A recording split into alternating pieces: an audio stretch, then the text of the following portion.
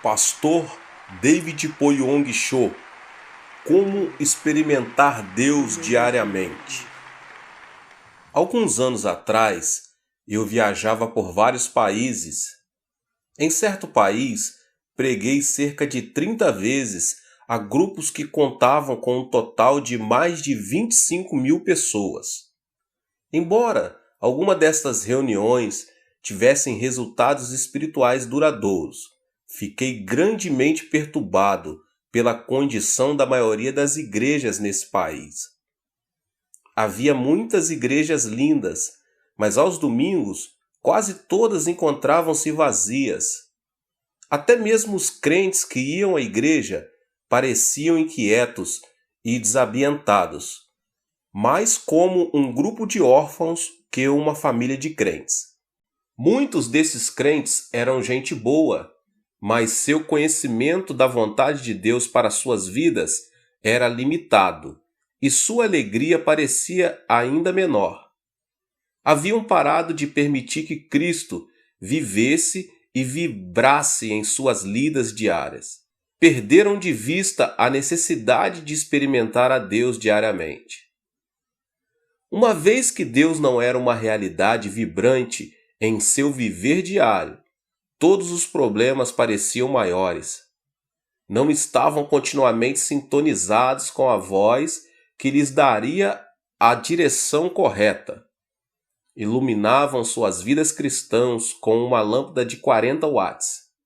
Embora o poder de Deus lhe desse eletricidade suficiente para iluminar seu mundo todo. E tal acontece, muitas vezes, com cada um de nós. Nós, os crentes, temos ouvido com frequência a respeito da graça de Cristo. Esta palavra tinha um conteúdo vivo no começo de nosso viver como crente, embora ela ainda agrade ao ouvido. Há muito ela tem se tornado apenas uma expressão teológica. No grego, graça é charis. Quando os gregos mais experientes veem um lindo cenário, uma montanha alta e verde com regatos cristalinos, dizem charis. Quando ouvem música de uma beleza que prende a mente, levando às alturas do deleite, dizem charis. Charis refere-se a um elemento especial da beleza natural, nas belas artes, na música e nas lindas canções dos seres humanos. A graça é provida mediante a vida de Cristo na terra e sua morte na cruz. Por meio da aceitação da sua graça, pela fé, Cristo vem a você e o transforma em uma criatura de beleza.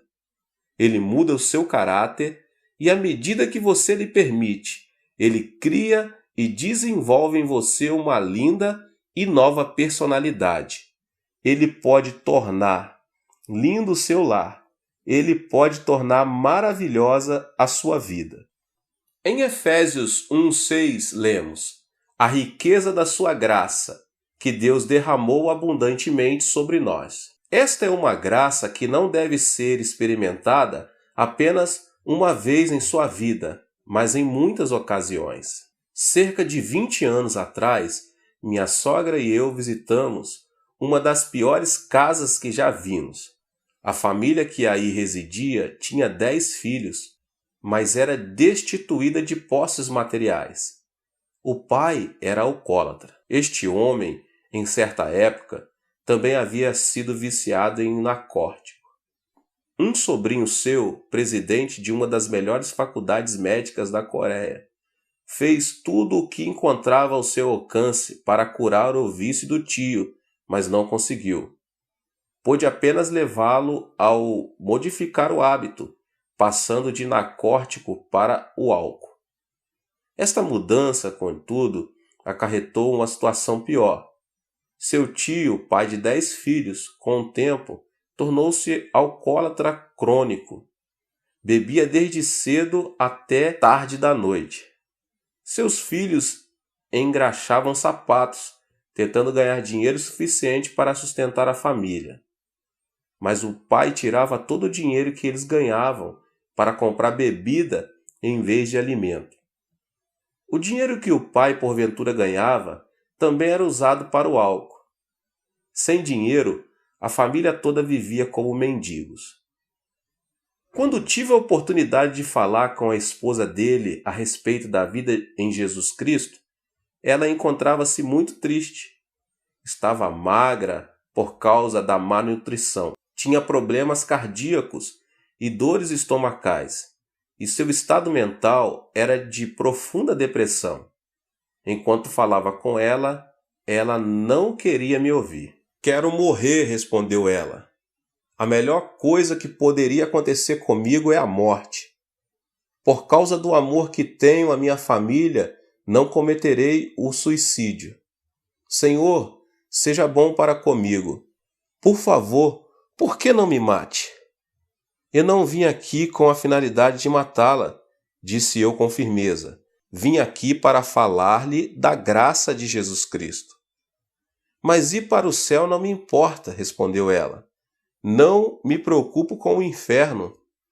Tenho vivido no inferno em minha vida por muito tempo."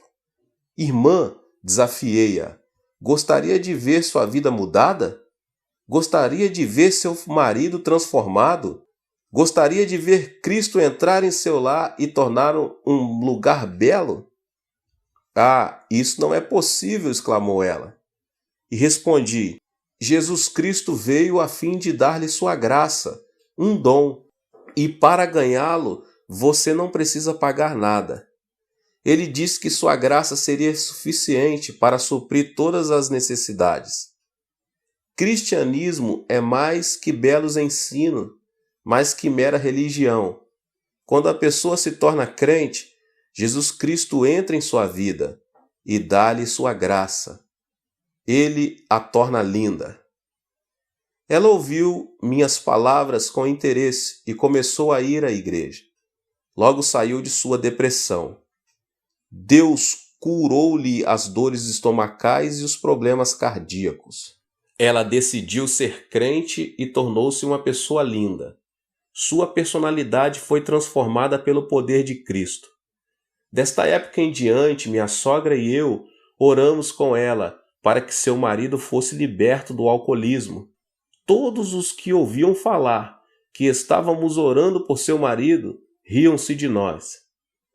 Muitas vezes, ele próprio ia à igreja a fim de ridicularizar-nos. Contudo, persistíamos em nossas orações a Deus. Sabíamos que a graça de Jesus Cristo podia mudar seus desejos e personalidade. Passaram-se alguns meses. Certa manhã, levantei-me às 4 horas para nossa reunião diária de oração. Depois de apresentar o sermão, todos nós começamos a orar. De súbito, senti-me como se caísse em profundo sono. Parecia que meu espírito estava sendo levado e eu podia ver a glória do céu. Então a voz de Cristo falou ao meu coração: "Meu filho, ouvi suas orações." Fiquei tomado de alegria, corri para minha sogra dizendo: "Mãe, Jesus ouviu nossas orações." Mais tarde, enquanto tomávamos o café da manhã, um dos filhos do alcoólatra veio até minha casa. Em suas mãos, uma mensagem. O pai estava morrendo. Fiquei espantado. Foi naquela manhã que Cristo me havia dado a certeza de que ele ficaria bom. Minha sogra e eu corremos para a casa deles. Lá encontramos um homem próximo à morte. Sua esposa disse-nos tristemente: "Ele tem gritado a noite toda, está morrendo e ameaça matar-nos a todos." Enquanto o ouvia gritar, pude perceber alguma coisa a mais. Ele não morria de verdade. Satanás, contudo, tinha se apoderado de sua vida e mente, levando-o a pensar e a agir como se a morte logo seria uma realidade. Assim, unimos-nos e oramos, repreendendo o espírito de Satanás. Reivindicamos a vitória em nome do Senhor Jesus Cristo. Então sentimos a linda presença do Senhor. Instantaneamente o homem caiu em um profundo sono. Deixamo-nos a casa crendo em Deus e louvando-o pela vitória. Jesus havia tocado o alcoólatra com sua graça. Desde esse dia, ele não mais tomou uma gota de algum álcool sequer. A graça de Deus começou a fazer dele uma pessoa diferente. Seus amigos começaram a ajudá-lo. Certo amigo deu à família um saco de arroz, e o pai trouxe-o para casa em vez de vendê-lo a fim de comprar bebida. Era a primeira vez que ele trazia arroz para casa em 10 anos. A esposa dele ficou tão comovida que começou a chorar. Então ela se lembrou de meu sermão sobre pagar o dízimo. Ela separou a 10ª parte do arroz, mas não se sentia à vontade em dá-la a Deus. Ora, Jesus, argumentava ela, tu sabes que precisamos deste arroz. Compreenderás se não dermos o dízimo dele. Assim, ela colocou a 10ª parte do arroz de volta no saco. De novo, porém, lembrou-se do princípio divino do dízimo e novamente tirou um 10º. Depois de algum tempo, despejou o arroz de volta no saco. Era grande sua luta interior. Às 4 horas da manhã seguinte, com grande esforço, ela separou a 10ª parte do arroz novamente. Saiu de casa e começou a andar a caminho da igreja. Enquanto andava, lágrimas inundavam-lhe os olhos. Não podendo ver a estrada com clareza, tropeçou e caiu muitas vezes. Finalmente chegou para as orações matinais, toda suja e triste. Entregou o arroz, caiu ao chão e chorou. Ela parecia tão triste que me deu vontade de dar-lhe o arroz de volta, mas não o fiz. Ela tinha que aprender os princípios básicos da vida cristã. Tinha que aprender a experimentar a graça de Cristo diariamente. Então oramos juntos e abençoei-a em nome de Jesus. Um mês mais tarde, ela veio correndo à nossa casa. Pastor, pastor, exclamou ela, aconteceu um milagre. O que aconteceu? Perguntei. Ela respondeu alegre. Temos comido daquele saco de arroz por mais de um mês. Esta manhã meu marido perguntou-me como é que eu conseguia alimentar a família com um único saco de arroz. Ele já durou por mais de um mês. Fomos à sua casa para verificar o fato. Havia exatamente um 10º, a quantia de seu dízimo restante no saco. Toda vez que ela tirava um pouco de arroz para cozinhar, um 10º sempre permanecia. O milagre continuou até seu marido comprar outro saco de arroz. Assim que comprou outro, o primeiro se esvaziou. A graça diária de Cristo também começou a operar em seu lar. Por causa da pobreza da família, todos os filhos trabalhavam arduamente o dia todo. Então os filhos começaram a frequentar a escola. Hoje o marido é ancião da igreja. 2 dos seus filhos são pastores, cada um deles com um lar cheio da beleza de vidas dedicadas a Cristo. Esta família inteira aprendeu a importância de experimentar a graça de Cristo diariamente.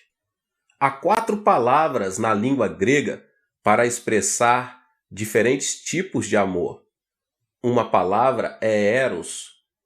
Este é o tipo de amor que sentimos pelo sexo oposto. Amo muito a minha esposa e ela também me ama. Quando me encontro fora, em viagem evangelística no exterior, procuro escrever-lhe uma carta todos os dias. Contudo, posso perceber alguns sentimentos egoístas em nosso amor, pois há momentos em que desejo que ela me ame ainda mais do que a amo. Há ocasiões em que ela deseja receber mais amor do que oferece. De modo que, em certas oportunidades, discutimos. Discussões essas que nascem de uma luta pelo poder, em vez da estabilidade do amor abnegado. Estou no Ministério da Palavra por mais de 2 décadas. Durante este período, tenho aconselhado muitos casais com problemas conjugais. A maioria desses problemas foi causada por amor egoísta e autocentralizado. O amor de Deus é diferente. O seu não é o amor egoísta eros. Outra palavra para amor é filéu. Este é o tipo de amor que existe entre amigos. O amor dos amigos é menos egoísta, mas ainda há restrições. Enquanto a pessoa tem abundância e prosperidade, ela terá muitos amigos, mas no momento em que chega o fracasso nos negócios ou outras dificuldades, muitos amigos, um a um, a deixam. O amor filéu também falha ao enfrentar problemas. Storge é uma terceira palavra grega para amor. Este é o tipo de amor entre os pais e os filhos. Esta espécie de amor envolve um tipo diferente de dedicação. Durante a Guerra Coreana, muitas pessoas foram para Busan, no extremo sul da Coreia. A maioria das pessoas que viviam aí, minha cidade natal, eram muito pobres, com escassamente o necessário para cada dia. Era quase impossível conseguir trabalho. Desesperados pela falta de alimento, até mesmo roubávamos. Quando os soldados norte-americanos começavam a transportar carvão do porto de Busan, muitos meninos como eu subíamos nos vagões como formigas famintas. Roubávamos carvão suficiente para vender a fim de comprar alimento e roupa para passar uma pequena porção do severo inverno. Certo dia, um grupo de refugiados subiu num trem de carga para roubar carvão. Um militar norte-americano correu para eles gritando que descesse.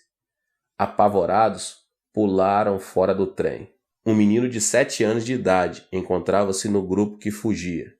Ele começou a correr com o restante do grupo, mas viu um pouco de carvão caindo debaixo do trem. Entrou, arrastando-se debaixo do trem para retirá-lo. No momento em que ele alcançava o carvão, o trem começou a mover-se. As pessoas que estavam por perto gritaram, mas ninguém ousou salvar o garoto. Então, um senhor de meia idade correu para debaixo do trem. Com o impulso de sua força, ele empurrou a criança para fora, jogando-a de cima dos trilhos. Mas o homem já não estava seguro. A seguir, ouvimos o ruído dos ossos do homem, quebrando-se à medida que as rodas de aço estraçalhavam-lhe o corpo. O homem deu a vida por aquele menino. Era seu pai. Tal é o amor de pais cuidadosos. O amor Storge leva os pais a ações heróicas.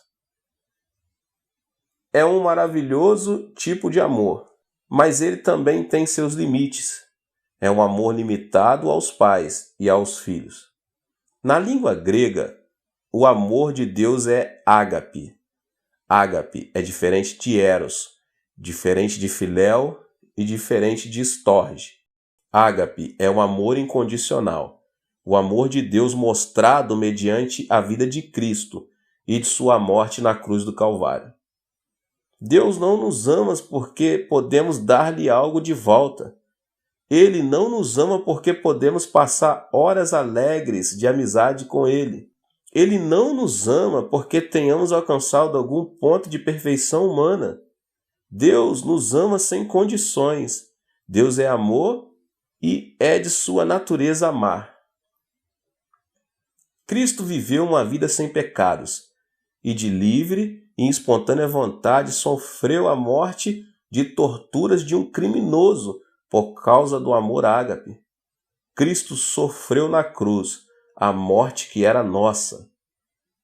Por meio de Cristo, Deus provou que nos ama, a você e a mim, a despeito de nossos pecados, nossas fraquezas e do fato de não merecermos o seu amor.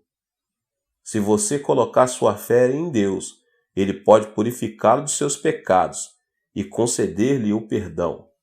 Com a ressurreição de Jesus, provou-se o poder de Deus, poder que pode dar força às nossas debilidades. Deus apresenta um convite a todos nós. Vinde a mim, todos os que estáis cansados e sobrecarregados, e eu vos aliviarei. Isto está em Mateus 11:28. O amor de Deus é amor para hoje, amor pelo qual você e eu podemos viver. Jamais tenha dúvida de que você é profundamente amado por Deus. Você tem a habilidade e o privilégio de falar diariamente com Ele, diretamente com Ele também. Não se preocupe com os pecados passados. Deus pode conceder-lhe perdão mediante a fé em Cristo. Não se preocupe com os seus fracassos. Deus pode dar-lhe a força para vencer e ter sucesso. Não se preocupe com suas insuficiências. Mediante Cristo você é fortalecido. Não se preocupe com suas frustrações. Deus mostrou que a frustração última, a morte, é impotente perante sua vontade. Grande parte da Bíblia ocupa-se com o relato do amor de Deus ao homem. Leia-a diariamente e deixe que ela fale do amor de Deus a você. Faça da oração parte de suas atividades diárias. Converse com Deus com honestidade e do íntimo do seu coração em mente. Permita que Deus lhe responda com palavras de amor e sabedoria. Deus o ama profundamente. Paulo termina a segunda carta aos Coríntios com estas palavras: a graça do Senhor Jesus Cristo e o amor de Deus e a comunhão do Espírito Santo seja com todos vocês. 2 Coríntios 13:13. Nestas palavras, o apóstolo Paulo reconheceu a importância de experimentarmos a graça de Cristo e o amor de Deus. Ele também aponta o terceiro aspecto, a presença do Espírito Santo. Se parafrasearmos este versículo diretamente na língua grega, teríamos: a graça de Jesus Cristo e o amor de Deus estejam em vós mediante a comunhão do Espírito Santo. O Espírito Santo é o meio pelo qual recebemos a graça de Jesus e o amor de Deus. A palavra grega para comunhão neste versículo é koinonia, que significa companheirismo, a qual envolve três aspectos distintos. Os dias do Antigo Testamento foram a época em que o nosso Pai Celestial lidou com o homem mais diretamente que nas eras seguintes. Então o Pai enviou seu Filho, Jesus Cristo, que viveu e andou entre os homens por 33 anos. Enquanto vivia na terra, Cristo falou de outro que viria depois dele. E rogarei ao Pai, e ele vos dará outro Consolador, a fim de que esteja para sempre convosco, o Consolador, o Espírito Santo, que o Pai enviará em meu nome. Esse vos ensinará todas as coisas, e vos fará lembrar de tudo o que vos tenho dito. João 14, 16 e 26. Hoje, mediante a pessoa do Espírito Santo, podemos experimentar o amor de Deus e a graça de Cristo. O Espírito Santo é uma pessoa, o terceiro membro do Deus triuno e uno. Não podemos verdadeiramente conhecer a pessoa somente por seu nome, nem mesmo mediante uma apresentação formal ou uma polida de troca de cumprimentos. Só conhecemos uma pessoa por meio da comunhão íntima e do partilhar amor mútuo. A fim de termos comunhão com essa pessoa, devemos compreender um ao outro, falar um com o outro, partilhar ideias, temores, sonhos e esperanças. A fim de experimentar Deus diariamente, é preciso que tenhamos este tipo de comunhão com o Espírito Santo. Devemos dar-lhe acolhida em nosso coração, falar com ele sinceramente e desfrutar de sua presença. Muitos seminários teológicos famosos têm enviado alunos para falarem comigo. Desejam saber o segredo do êxito de meu ministério. Minha resposta tem sido: tenho tido sucesso por causa do Espírito Santo. É importante reconhecer e apreciar a presença do Espírito Santo. Sempre que subo ao púlpito para pregar, oro: querido Espírito Santo, guie os meus pensamentos, e abençoa as palavras que vou falar. Depois eu oro. Querido Espírito Santo, abençoa muitos durante este culto. Terminada a pregação, oro dizendo: Querido Espírito Santo, obrigado por teu precioso poder. Quando leio a Bíblia, oro: Espírito Santo, ilumina meu coração, ensina-me, faze-me conhecer as verdades de Deus. Receba o Espírito Santo nas atividades diárias da sua vida. Não importa quais insignificantes possam parecer. Dependa dele e diga-lhe o quanto você o ama. Só então começa a verdadeira comunhão com o Espírito Santo. Lembre-se, ele estará para sempre convosco. João 14,16. Koinonia também significa associação, parceria.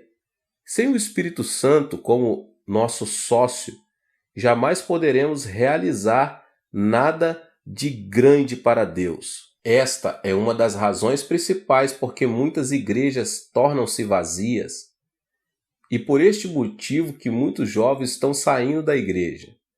Sem o Espírito Santo, o reino de Deus não pode ser adequadamente construído e não podemos experimentar a graça de Jesus e o amor de Deus. Quando vou a outros países, onde falam uma língua que não conheço, tenho de usar intérpretes a fim de comunicar-me com as pessoas. Falo em inglês e o intérprete traduz meus pensamentos e minhas palavras para a sua língua nativa. Em certo sentido, somos parceiros. Se esta parceria funcionar bem, o culto terá êxito.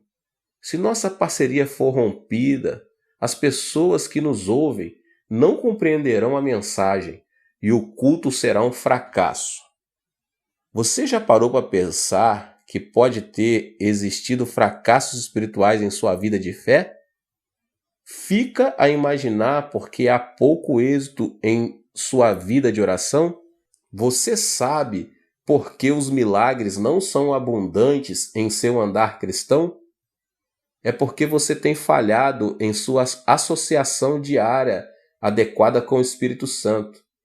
Mas quando você, com sinceridade, convidar o Espírito Santo a entrar em sua vida, ele estabelecerá uma associação sobrenatural com você.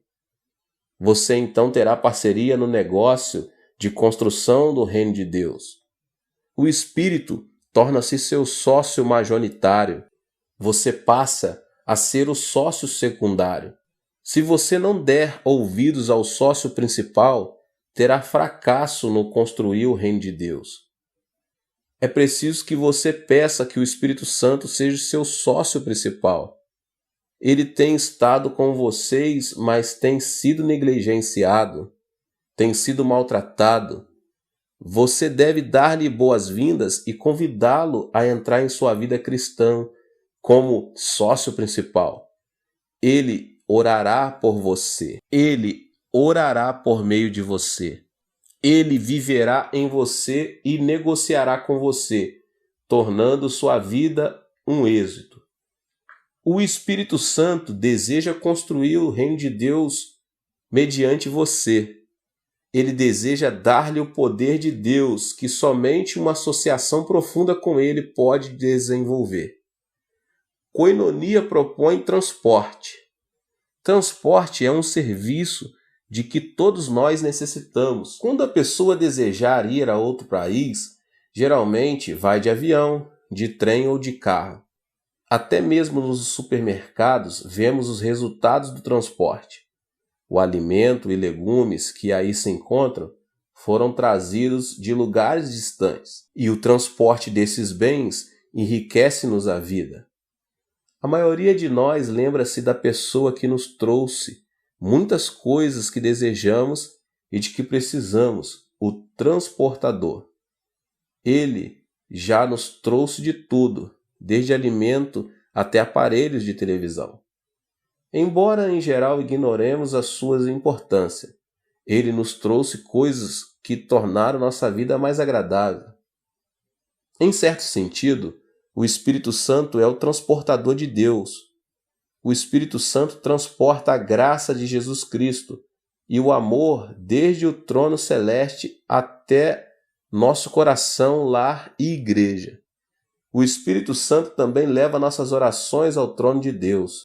O Espírito de Deus está se movimentando constantemente entre Deus e você. Ele é o dom de Deus para você, o responsável para entregar aos que têm fé todos os dons de Deus, responsável pelas respostas a todas as orações baseadas na direção divina.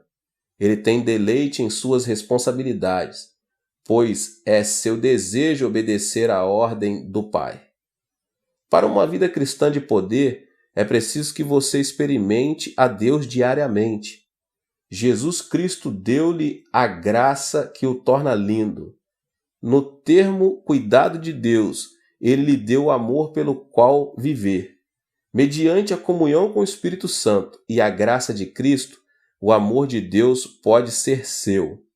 Faça do Espírito Santo seu sócio principal e deixe que o poder, a graça e o amor de Deus fluam livremente em sua vida. Experimente a Deus diariamente e permita que a vibração dessa experiência irradie para todos os que estão ao seu redor. Deus te abençoe mais uma vez. Espero que você tenha gostado. Se inscreva aqui no canal e ative as notificações para que você não perca nenhum vídeo. Tem muitos vídeos aqui do pastor David Poyong Cho. Não esqueça de deixar aqui o seu like e também compartilhar com as pessoas que você mais ama. Deus te abençoe e nos vemos nos próximos vídeos. Tchau, tchau.